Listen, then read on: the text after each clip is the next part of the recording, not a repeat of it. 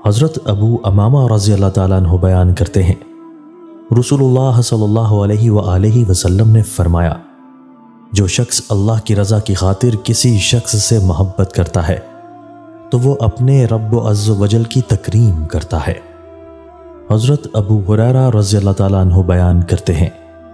رسول اللہ صلی اللہ علیہ وآلہ وسلم نے فرمایا، کیا میں تم میں سب سے بہتر لوگوں کے بارے میں نہ بتاؤں؟ انہوں نے عرض کیا، ضرور بتائیں۔ آپ صلی اللہ علیہ وآلہ وسلم نے فرمایا، تم میں سے سب سے بہتر لوگ وہ ہیں جن کی تم میں سے عمریں دراز ہوں اور وہ تم میں سے بہترین اخلاق کے حامل ہوں۔ حضرت ابو ذر رضی اللہ تعالیٰ عنہ بیان کرتے ہیں، رسول اللہ صلی اللہ علیہ وآلہ وسلم نے مجھے فرمایا، تم جہاں بھی ہو اللہ سے ڈرتے رہو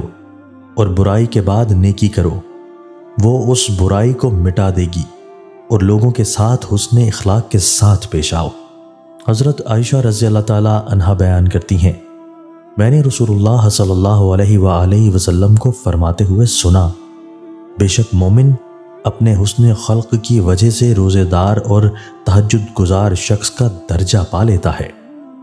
حضرت ابو درداء رضی اللہ تعالیٰ عنہ نبی صلی اللہ علیہ وآلہ وسلم سے روایت کرتے ہیں، آپ صلی اللہ علیہ وآلہ وسلم نے فرمایا،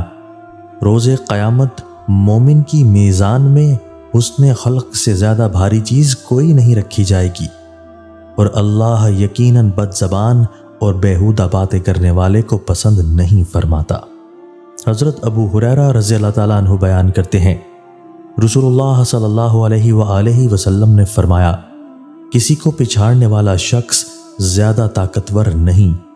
طاقتور شخص تو وہ ہے جو غصے کے وقت اپنے آپ پر قابو رکھے۔ حضرت عبداللہ بن مسعود رضی اللہ تعالیٰ عنہ بیان کرتے ہیں، رسول اللہ صلی اللہ علیہ وآلہ وسلم نے فرمایا، کیا میں تمہیں ایسے لوگوں کے متعلق نہ بتاؤں جو جہنم کی آگ پر یا جہنم کی آگ ان پر حرام ہے؟ وہ ہر آسانی کرنے والے، نرمی کرنے والے، قریب رہنے والے، نرم خو پر حرام ہے۔